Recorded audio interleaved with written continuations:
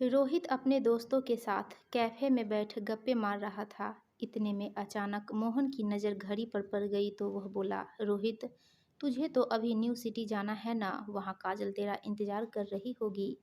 रोहित ने अपने कॉलर ऊपर करते हुए कहा, वही एक अकेली थोड़े ही है जो मेरा इंतजार कर रही है, कई है। करने दे उसे भी इंतजार, बंदा है ही ऐसा। रमन हंसा। हाँ यार, तू अमीर बाप की इकलौती औलाद है। हैंडसम है, स्मार्ट है, लड़कियां तो तुझ पर मरेंगे ही। रोहित ने इशारे से वेटर को बुलाकर बिल मंगवाया और बिल चुकाने के बाद अपनी गाड़ी की चाबी उठाई और बोला, चलो मैं चलता हूँ, थोड़ा टाइम पास करके आता हूँ। सबने ठहाका लगाया और रोहित बाहर निकल गया। वह सीधा न्यू सिटी पहुंचा। काजल वहां बेंच पर बैठी थी। उसने कार से उतरते रोहित को देखा तो खिल उठी। वह रोहित को देखती रह गई। शिक्षित, धनी, स्मार्ट रोहित उस जैसी मध्यम वर्गीय घर से ताल्लुक रखने वाली साधारण लड़की को प्यार करता है। यह सोचते ही काजल खुद पर इतरा उठी। पास आते ही रोहित ने उसकी कमर में हाथ डाल दिया और इधर उधर देखते हुए कहा, चलो कहीं चलकर कॉफ़ी पीते हैं। नहीं रोहित, अगर किसी ने देख लिया तो? अरे काजल, मैं तुम्हें जिस होटल में ले जाऊंगा वहाँ तुम्हारी जान पहचान का कोई भटक भी नहीं सकता। काजल को रोहित की यह बात बुरी तो लगी, लेकिन उसके व्यक्तित्व के रौब में दबा उसका मन कोई प्रतिक्रिया नहीं दे पाया। उसने चुपचाप सिर हिला दिया। रोहित उसे एक शानदार महंगे होटल में ले गया और दोनों ने एक कोने में बैठकर कॉफ़ी और कुछ स्नैक्स का ऑर्डर दे दिया। हल्का हल्का मधुर संगीत और होटल के शानदार इंटीरियर को देख काजल का मन झूम उठा। रोहित की मीठी मीठी बातें सुनकर काजल किसी और ही दुनिया में पहुंच गई। करीब घंटे भर दोनों साथ बैठे रहे।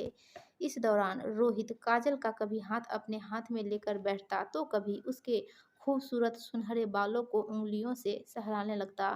काजल हमेशा की तरह सुध-बुध खोकर उसकी बातों की दीवानी बन खोई रही। जब उसके मोबाइल की घंटी बजी तो वह होश में आई। उसके पापा का फ़ोन था। उन्होंने पूछा, कहाँ हो? काजल ने तुरंत कहा, बस पापा, रास्ते में हूँ, घर पहुँचने वाली हूँ। उसने रोहित से कहा, अब मैं जा रही हूँ, फिर मिलेंगे। रोहित ने कहा, ठीक है, तुम जाओ, मैं यहाँ अपने दोस्त का इंतजार कर रहा हूँ, वह आता ही होगा। काजल चली गई। रोहित ने मुस्कुराते हुए घड़ी देखी। शिखा को उसने आधे घंटे बाद यहीं बुलाया था। वह जानता था कि काजल घंटे भर से ज़्यादा नहीं रुक पाएगी, क्योंकि उसके पापा काफ़ी अनुशासन प्रिय हैं। रोहित बिजनेसमैन ललित चौधरी का इकलौता बेटा था। मम्मी का देहांत हो चुका था। उसने अभी अभी एमबीए किया था ताकि बिजनेस संभाल सके। वह युवतियों को खिलौना समझता था। उन पर पैसा खर्च कर वह अपना उल्लू साधता था। वह कई युवतियों से एक साथ फ्लर्ट करता था। कॉलेज में युवतियां उसकी दीवानी थी, जिसका उसने हमेशा फ़ायदा उठाया। काजल के जाने के बाद वह अब शिखा का इंतज़ार कर रहा था।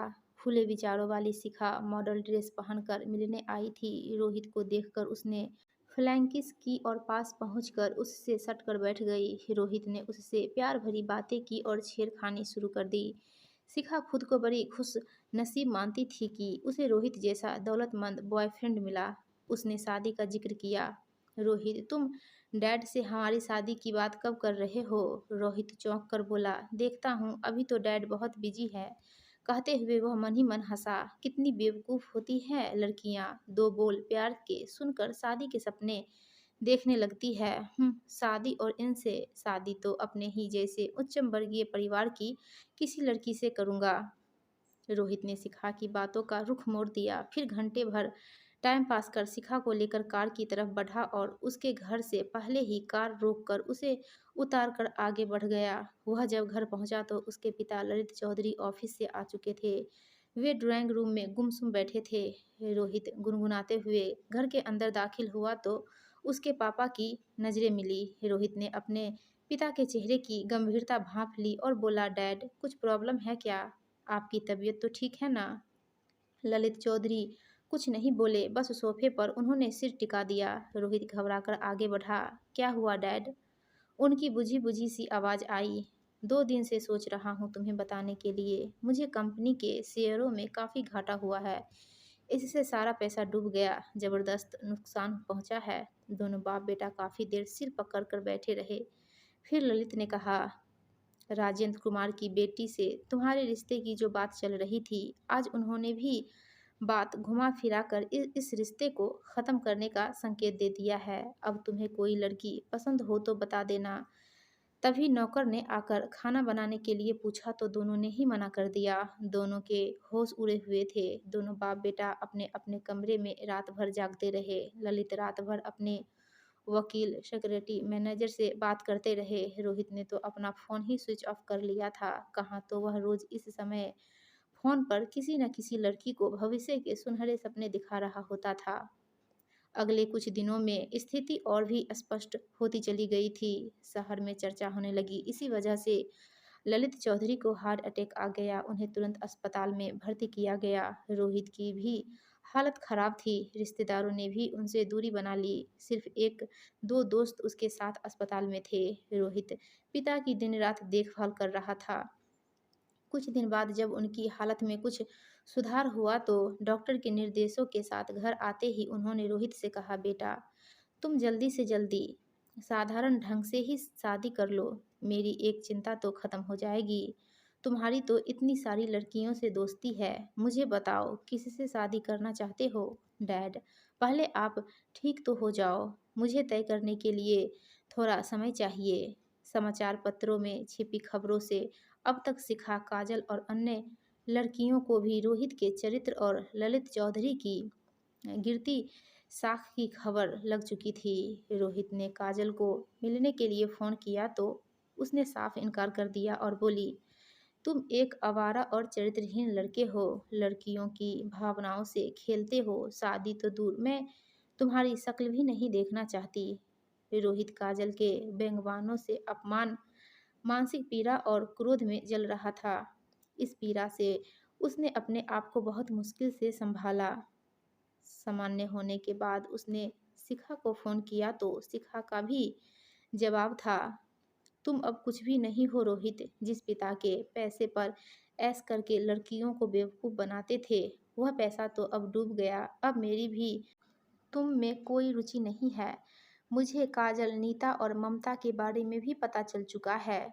अब सब तुम्हारी हकीकत जान चुके हैं। पिता की दौलत के बिना तुम कुछ नहीं हो। किसी लड़की को अपने से कम समझना तुम लड़कों का ही हक नहीं है, बल्कि हम में भी फैसला लेने की क्षमता, इच्छा, रुचि और पसंद होती है। काश तुम गरीब और साधारण रंग रूप वाले लेकिन चरित्रवान युवक होते और लड़कियों की भावनाओं से नहीं खेलते। कहकर शिखा ने उसकी बात सुने बिना ही फ़ोन रख दिया। रोहित को ऐसा लगा जैसे कि शिखा ने उसे करारा तमाचा मारा हो। निष्प्राण सा वह बिस्तर पर ढल गया। उसे ऐसा प्रतीत हो रहा था मानो शरीर का खून पानी हो गया हो। उसका गला सूखने लगा और वह अब कुछ करने की हालत में नहीं था। वह बड़ी मुश्किल से उठा और पापा को उसने अपने हाथ से ज़बरदस्ती कुछ खिलाकर दवा दी। फिर अपने कमरे में आकर निढाल पड़ गया। उसके दिलो दिमाग में विचारों की आंधी का तांडव चल रहा था। वह इस तरह अपने को ठुकराना सहन नहीं कर पा रहा था। उसने सपने में भी नहीं सोचा था कि उस जैसे स्मार्ट, हैंडसम लड़के का कोई लड़की इस तरह से अपमान कर सकती है। उसने अब तक न जाने कितनी लड़कियों को अपनी बातों के जाल में फंसाया था, लेकिन आज उन साधारण लड़कियों ने उसके घमंड को चकनाचूर कर दिया। मन शांत हुआ तो उसने सोचा कि सिर्फ पुरुष होने के नाते वह किसी लड़की की भावनाओं से नहीं खेल सकता। उसने हमेशा अपनी भावनाओं को ही महत्व दिया। कभी उसके मन में यह बात नहीं आई कि किसी लड़की का भी आत्मसम्मान व पसंद नापसंद हो सकती है। उसके दिमाग में तो हमेशा यही गलतफहमी रही कि उसे पाकर हर लड़की खुद को धन्य समझेगी। लेकिन उस रात आत्मविश्लेषण करते हुए उसने महसूस किया कि काजल और शिखा की बातों ने उसकी सोच को नया आयाम दिया है। सुबह उसका मन एकदम शांत था, ठीक तूफान के गुजरने के बाद की तरह शांत। उसे अपनी भूल का एहसास हो चुका था। वह मन ही मन काजल, शिखा और पता नहीं कितनी लड़कियों से माफ़ी मांग रहा था।